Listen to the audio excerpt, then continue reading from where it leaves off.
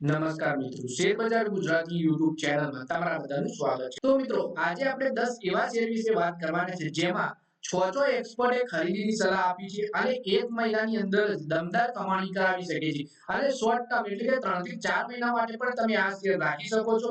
એમાં પણ તમને સારી કમાણી થઈ શકે છે. તો આ કયા 10 શેર છે એના વિશે આપણે તમામ માહિતી ડિટેલમાં જોઈએ. એક્સપર્ટ એનો ટાર્ગેટ અને સ્ટોપ લોસ શું સૂચવ્યું છે.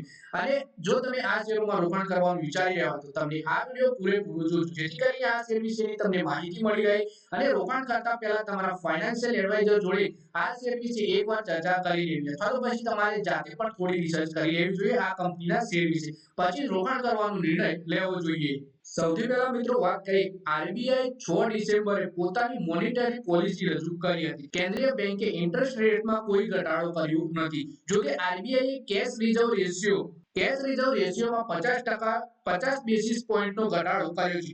આ એક મોટો નિર્ણય છે જેનાથી બેન્કિંગ સિસ્ટમમાં લિક્વિડિટી વધશે. એક્સપર્ટનું કહેવું છે કે તેનાથી બેન્કિંગ સિસ્ટમમાં લગભગ 1.16 લાખ કરોડ રૂપિયા વધી જશે.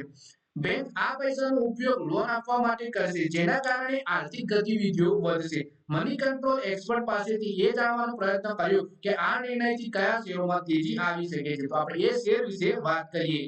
સૌથી પહેલો શેર છે મિત્રો બજાજ ફાઇનાન્સનો. વેવ સ્ટ્રેટેજી એડવાઇઝરના સીઈઓ આશિષ કયાલ કહે છે કે બજાજ ફાઇનાન્સના શેરોમાં તેજી જોવા મળી શકે છે. તેમણે આ સ્ટોકને 7295 રૂપિયાના ટાર્ગેટ પ્રાઇસ સાથે ખરીદીની સલાહ આપી છે. સાથે જ સ્ટોપ લોસ 6590 રૂપિયાના સ્તરે લગાવવાનો રહેશે. 5 ડિસેમ્બરે આ સ્ટોક 6850 રૂપિયાના ભાવે બંધ થયો હતો. એટલે કે બજાજ ફાઇનાન્સના શેરમાં એક્સપર્ટ 7295 રૂપિયાના શેર સાથે ખરીદીની સલાહ આપે છે અને સ્ટોપ લોસ 6590 રૂપિયા રાખવાનું જણાવ્યું છે. બીજો શેર છે મિત્રો બેંક ઓફ મહારાષ્ટ્રનો. આશિષ કયાલે બેંક ઓફ મહારાષ્ટ્રના શેરને પણ ખરીદીની સલાહ આપી છે. તેમણે આ સ્ટોક માટે 67 રૂપિયા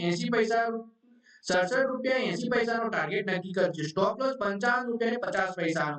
5 ડિસેમ્બરે આ શેર 58 રૂપિયા 33 પૈસાના ભાવ પર બંધ થયો હતો. પછી મિત્રો ત્રીજો શેર છે આઈસીઆઈસીઆઈ બેંકનો. એસબીઆઈ સિક્યોરિટીઝના સુદીપ શાહે આઈસીઆઈસીઆઈ બેંકના શેરમાં ખરીદીની સલાહ આપી છે. 5 ડિસેમ્બરે સ્ટોક 1366 રૂપિયા 5 પૈસાના સ્તરે બંધ થયો. તેમણે આ સ્ટોક માટે 1410 થી 1440 રૂપિયા ટાર્ગેટ પ્રાઇસ નક્કી કરી છે અને સ્ટોપ લોસ 1280 રૂપિયાનું જણાવ્યું છે. આઈસીઆઈસીઆઈ બેંક ભારતની પ્રાઇવેટ સેક્ટરની સૌથી મોટી બેંક પણ છે. એટલે આઈસીઆઈસીઆઈ બેંકમાં 1410 રૂપિયાથી 1440 રૂપિયાના ટાર્ગેટ સાથે 1280 રૂપિયાનો સ્ટોપ લોસ લગાવવાનું જણાવ્યું છે. ખરીદીની સલાહ આપી છે એક્સપર્ટ સુદીપ શાહે.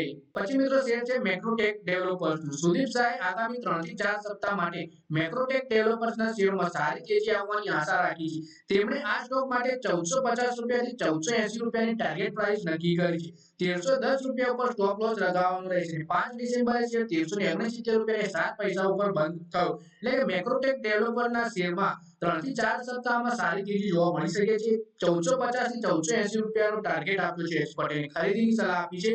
1369 રૂપિયા 1310 રૂપિયા ઉપર સ્ટોપ લોસ લગાવવાની પણ સલાહ આપી છે. પછી મિત્રો શેર છે એચડીએફસી બેંકનો. તો એચડીએફસી બેંકમાં લક્ષ્મીશ્રી ઇન્વેસ્ટમેન્ટના અંશુલ જૈને ખરીદીની સલાહ આપી છે. આ સ્ટોક 5 ડિસેમ્બરે 1865 રૂપિયા 75 પૈસાના ભાવ પર બંધ થયો. તેમણે આ સ્ટોક માટે 1950 થી 2200 રૂપિયાની ટાર્ગેટ પ્રાઇસ નક્કી કરી છે. તેમજ 1800 રૂપિયા ઉપર સ્ટોપ લોસ લગાવવાનો સલાહ આપી છે. એચડીએફસી બેંક પ્રાઇવેટ સેક્ટરની સૌથી મોટી બેંકમાંની એક છે. એટલે કે એચડીએફસી બેંકમાં 1950 થી 2200 રૂપિયાના ટાર્ગેટ સાથે ખરીદીની સલાહ આપી છે અને 1800 રૂપિયા સ્ટોપ લોસ લગાવવાનું જણાવ્યું છે એક્સપર્ટે. પછી મિત્રો બે શેર છે સ્ટેટ બેંક ઓફ ઇન્ડિયા એટલે કે એસબીઆઈ નો. જીપીએલ કેપિટલના વિદનયન સાવંતે એસબીઆઈના શેરમાં ખરીદીની સલાહ આપી છે. આ દેશની સૌથી મોટી બેંક છે. તેનો સ્ટોક 5 ડિસેમ્બરે 865 રૂપિયા 45 પૈસા ઉપર બંધ થયો હતો. સાવંતે આ સ્ટોક પર 950 રૂપિયાનો ટાર્ગેટ પ્રાઇસ આપ્યો છે. સ્ટોપ લોસ આનો 812 રૂપિયા જણાવ્યો છે. અને સ્ટોક માર્કેટમાં આવેલો તાજેતરનો ઘટાડો ખૂબ જ ઓછી અસર પડી છે. એટલે કે એસબીઆઈના શેરમાં 950 રૂપિયાના ટાર્ગેટ સાથે ખરીદીની સલાહ આપી છે. 812 રૂપિયા સ્ટોપ લોસ લગાવવાની પણ સલાહ આપી છે એક્સપર્ટે. પછી મિત્રો શેર છે ફેડરલ બેંકનો. વિદનયન સાવંતે ફેડરલ બેંકના શેરમાં તેજી આવવાની સંભાવના વ્યક્ત કરી છે. સ્ટોક 5 ડિસેમ્બરે 214 રૂપિયા 97 પૈસાના સ્તરે બંધ થયા હતા. તેમણે આ સ્ટોક માટે 240 રૂપિયા ટાર્ગેટ પ્રાઇસ નક્કી કરી છે. 200 રૂપિયા સ્ટોપ લોસ લગાવવાનો રહેશે. ફેડરલ બેંક પણ પ્રાઇવેટ સેક્ટરની મોટી બેંકોમાંની એક છે. પછી મિત્રો શેર છે એક્સિસ બેંકનો. કોટક સિક્યોરિટીઝના અમોલ અઠાવલે એક્સિસ બેંકના શેરમાં તેજીની આશા વ્યક્ત કરી છે. તેમનું માનવું છે કે એક્સિસ બેંકના શેરમાં 1250 રૂપિયા સુધી જઈ શકે છે. તેમાં 1130 રૂપિયા ઉપર સ્ટોપ લોસ લગાવવાનો રહેશે. સ્ટોક 5 ડિસેમ્બરે 1166 રૂપિયાના સ્તરે બંધ થયો. એક્સિસ બેંક પણ પ્રાઇવેટ સેક્ટરની મોટી બેંકોમાંની એક છે. એટલે કે એક્સિસ બેંકમાં 1250 રૂપિયાના ટાર્ગેટ સાથે ખરીદીની સલાહ આપી છે. 1130 રૂપિયા સ્ટોપ લોસ રાખવા જણાવ્યું છે એક્સપર્ટે. પછી મિત્રો શેર છે ઓબેરોય રિયલ્ટીનો. અમોલ અઠાવેલે ઓબેરોય રિયલ્ટીના શેરમાં પણ રોકાણની સલાહ આપી છે. સ્ટોક 5 ડિસેમ્બરે 2130 રૂપિયાના ભાવે બંધ થયો અને 2290 રૂપિયાનો ટાર્ગેટ આપવામાં આવ્યો છે. આ શેરમાં 2060 રૂપિયાનો સ્ટોપ લોસ લગાવવાનો રહેશે. દેશની સૌથી મોટી રિયલ્ટી કંપનીઓમાંની એક છે ઓબેરોય રિયલ્ટી. આ શેરમાં ટાર્ગેટ આપ્યો છે 2290 રૂપિયા અને સ્ટોપ લોસ જણાવ્યો છે 2060 રૂપિયા એક્સપર્ટે. પછી મિત્રો શેર છે એસ્કોટ કુબોટાનો. અમોલ અઠાવેલે એસ્કોટ કુબોટાના શેરમાં પણ કમાણીની સારી તકો દેખાઈ રહી છે. સ્ટોક 5 ડિસેમ્બર 3438 રૂપિયાના સ્તરે બંધ થયો. તેની ટાર્ગેટ પ્રાઇસ 3700 રૂપિયા અને સ્ટોપ લોસ 2330 રૂપિયા લગાવવાની સલાહ આપી છે. એટલે કે એક્સપર્ટે એસ્કોટ કુબોટાના શેરમાં 3700 રૂપિયાના ટાર્ગેટ સાથે ખરીદીની સલાહ આપી છે 2330 રૂપિયાના સ્ટોપ લોસ સાથે. તો મિત્રો આ વિડીયોમાં આપણે 10 એવા શેર વિશે વાત કરી જેમાં તમે short term to medium term સારી કમાણી કરી શકો છો અને 1 મહિનાની અંદર પણ આ શેર તમને સારું વળતર આપી શકે છે. તો મિત્રો આ વિડીયોમાં બસ આટલું જ. હવે મળીએ આવનારા વિડીયોમાં. ત્યાં સુધી વિડીયોમાં લાઈક કરો, કોમેન્ટ કરો, વિડીયો પોતાના મિત્રો સાથે ફેસબુક, ઇન્સ્ટાગ્રામ, વોટ્સએપ બધી જગ્યાએ શેર કરો. શેર બજારની આવી માહિતી ગુજરાતીમાં જોવા માટે તમે ચેનલને સબસ્ક્રાઇબ કરી ઘંટી પર દબાવી દેજો.